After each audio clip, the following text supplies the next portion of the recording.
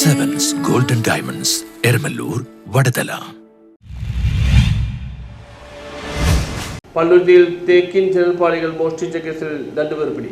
ഇടക്കൊച്ചിയിൽ നിർമ്മാണം നടന്നുകൊണ്ടിരിക്കുന്ന വീട്ടിൽ നിന്ന് 3 തേക്കിന്റെ ജനൽപ്പാളികൾ മോഷ്ടിച്ച പ്രതികളെ പള്ളുരുത്തി പോലീസ് അറസ്റ്റ് ചെയ്തു.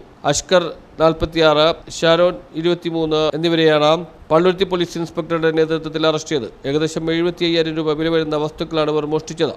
അഷ്കർ 21 കേസുകളിൽ പ്രതിയാണെന്ന് പോലീസ് പറഞ്ഞു. ഇയാൾ KD ലിസ്റ്റിലുണ്ടെന്ന് പോലീസ് വ്യക്തമാക്കി.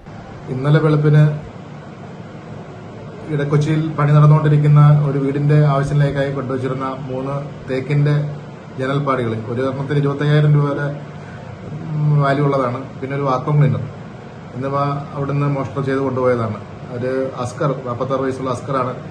പിന്നീട് ഒരു 21 ഷിയോൺ ജോസഫ്, 2 പേരും ആണ് ഇത് എടുത്തുകൊണ്ട് പോയത്. അന്നേരം ഇത് നമ്മൾ റിക്കവർ ചെയ്തിട്ടുണ്ട്, അവരെ അറസ്റ്റ് ചെയ്തിട്ടുണ്ട്.